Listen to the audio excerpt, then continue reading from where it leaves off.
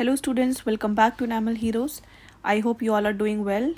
So today we are back with another topic and it is very important how you're going to take case histories in your OPDs. So let's begin. So when the patient comes in the OPD, so you are supposed to take case history and from where and from whom you're going to take it. So you can gather the case history from the parent or the patients. From the parent in case of if the patient is child, okay, and this not only include the patient details, it also gives an insight to the patient expectations. Means it also tells you what are the expectation of the patient from you, what kind of treatment the patient wants. Okay, so now let's see one by one. So this is the sequence how you're supposed to take the case history. First of all, you will be asking about the personal details, that is name. And what is the important of name? Name is important for the communication purpose and for identification. See, most of the patient, they like by being called by their names, like especially their nicknames. So it is very important to call the patient with their name. So in that case, they feel familiar and they feel a kind of a connection. Okay. Now age. What is the significance of the age? The chronological age is very important. The chronological age should be recorded. And why it is important? Because it helps in diagnosis as well as treatment planning of the patient. Like certain treatment modalities which are best carried out during growth spurts. I hope you understand what are growth spurts. So chronological age is very important for the doctor to know, because because there are growth spurts and certain treatment are best they are carried out when the patient is treated in the particular growth spurts. So that is why the age is very important. Now the sex. What is the significance of the sex or the gender? Growth spurts, as I have already explained you in case of the age. See, these growth spurts are different in male as well as in females. So it is very important to know the gender of the patient. Now the fourth is the address and the occupation. What is the significance of the address and the occupation? It helps in evaluation of socio-economic status of the patient and the parents. So by knowing the address, that whether the patient is living in the rural area or the urban area, and what is the occupation of the patient, so it helps us in knowing the socio-economic status of the patient or the parent. And by knowing the socio-economic status, how it is going to help us in treatment? So it help in selection of the appropriate treatment, like especially in case of the ortho treatment. By just looking at the condition of the patient or the socio-economic status, we'll be able to plan the treatment accordingly. Okay, now we come to chief complaint. It should be recorded in his or her words. Means in patient's own word. So chief complaint, it could be of pain, in which area the pain is there, and the duration, for how much time the pain persists. Okay. Now HOPI, history of present illness. After the chief complaint, you will be writing about the HOPI. So for example, I have taken an example. Suppose the patient complains of pain. Okay. So this is just example. Okay. Now how you're going to write the HOPI? So you will be writing like this. Patient was apparently well 4 days back. Here the significance of 4 days is just for example. So patient was apparently well 4 days before when he developed pain. Now here you are explaining about the pain. Like before 4 days the patient was fine, but since 4 days he was complaining of the pain in right lower back region. In right lower back region. Now you're telling about the kind of a pain or the nature of the pain. Initially, the pain was dull and intermittent in nature, and it is more in the night, like pain aggravates in night time. But after 2 days, pain increases in severity. Now it is sharp and continuous. It aggravates on chewing, speaking, lying down, and it only relieves when patient take medication. Okay. So this is how you're going to take the HOPI. Now, these are the kind of the pain. It could be radiating or migrating type, it could be non-radiating type, or it could be referred. Okay. Now, after that, you will be taking the medical history, like if patient have any kind of liver disease or not, if patient is hypertensive, if patient has diabetes mellitus or epilepsy or any blood diseases. Okay, so these, especially epilepsy and blood dyscerasis, these are very important for you to know, especially in case of ortho treatment. If patient is suffering from these kind of diseases, then ortho treatment is not at all advisable. Okay. Now, after medical history comes a dental history. It includes the information on the age of the eruption of the deciduous teeth and the permanent teeth. Means the eruption of your primary teeth as well as your permanent teeth. What is the age, at which age you got your teeth? History of extraction, decays, restoration, or any kind of trauma to the dentation. So dental history include all these things. It also help in evaluation of patient and parent attitude towards the treatment.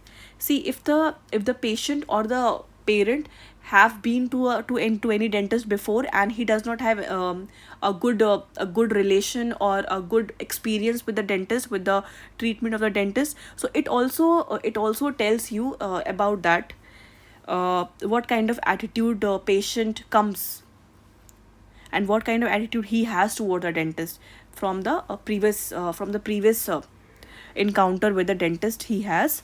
So that help in evaluating the attitude, that if the patient does not have a good connection with the previous doctor, or he or she is not satisfied with the treatment, then it is also then it also explains you about that. Okay. Now we have prenatal history. So prenatal history includes the condition of the mother during pregnancy, and certain drugs like thalidomide and or infection like German measles. These are very they can cause, the drug that is thalidomide and infection like German measles, they can cause congenital deformities of the child. So it is very important for us to know what is the prenatal history, if any prenatal history of the child. Now the type of the delivery, uh, whether it is a forceps delivery or the normal delivery. Okay. Why it is important for us to know about the type of the delivery? Because in case of the forceps delivery, there are high chances of TMJ injury, means predisposed to TMJ injury. In forceps delivery, there are high chances of TMJ injury, manifest as marked mandibular growth retardation. If the TMJ injury has occurred, then it will cause the mandibular growth retardation. So that is why it is very important for us to know what kind of delivery it is. Now we come to postnatal history. It tells about the type of the feeding of the child and the presence of the habit. Here, habit means if habits like tongue thrusting, mouth breathing, lip sucking, these all are the habits, whether these habits are present in the child or not. Now we come to family history. Malocclusions such as skeleton class 2 and class 3, and congenital conditions such as cleft lip and cleft palate are inherited. Family history is important for us to know that whether any kind of a malocclusion is running in the family or not, or any kind of congenital diseases like cleft lip, cleft palate, because these conditions are inherited. Example, there is a Habsburg family. In this family, the class 3 malocclusion was running. It is inherited. Now, after that, we come to journal examination. Cyanosis. Cyanosis is the bluish discoloration due to the increased amount of the hemoglobin. And this bluish discoloration you will be seeing in skin, nails, and the lips. Then we have clubbing. What is clubbing? The distal part of the phalanges become bulbous. Okay. Icterus. Icterus refers to jaundice, and in order to find that patient whether has a jaundice or not, we look into the eyes of the patient. Pallor, it refers to anemia. And all the vitals, these all are the things that you will see in your journal examination. Vitals include body temperature, BP, pulse, and the respiratory rate. These are also important. These are also comes in a journal examination only, like height and weight of the patient, gait, posture, body build. See, whenever you are whenever you are taking case history for a patient, it differs. It differs in terms of that if it is a patient of ortho or perio or pedo, so case history different. If it is a patient for the extraction, suppose, then in that case you won't be asking about the height, weight, gait, posture, or the body build. Okay, so include these while you are writing case history for ortho patient. Okay. Now, what are the extraoral examination? In extraoral examination, first of all, we examine TMJ, then muscle of mastication, and then lymph node. And in TMJ examination, there are two methods. First is the periauricular method, and second is the intraauricular method. And in TMJ examination, we check for clicking sound, deviation, or any kind of crepitus. Okay.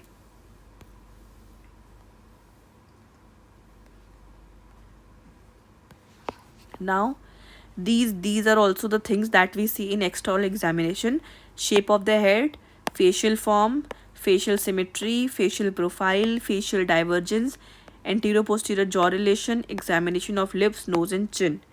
So these these are these are the terms, and these are the things you will be taking case history for ortho patient only. Okay.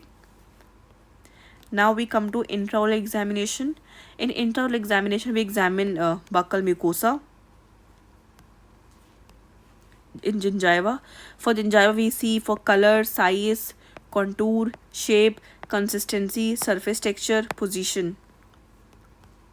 And we look for any kind of wasting disease, atresion, abrasion, erosion, and effraction.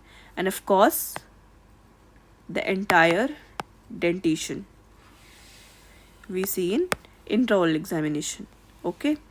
And then comes provisional diagnosis, and finally the differential diagnosis. Okay, so that's it for the case history. Whenever you are taking case history for suppose a perio patient or OS patient, endo patient, so what are the things that you will be including? Of course, you will be taking the personal details, then chief complaint, of course. HOPI you will be writing. You will be writing medical history. You will ask about the medical history, and suppose if the patient has diabetes mellitus, so you can just mention diabetes mellitus with a star mark at the top, or it could be any other medical disease. You just have to mention it.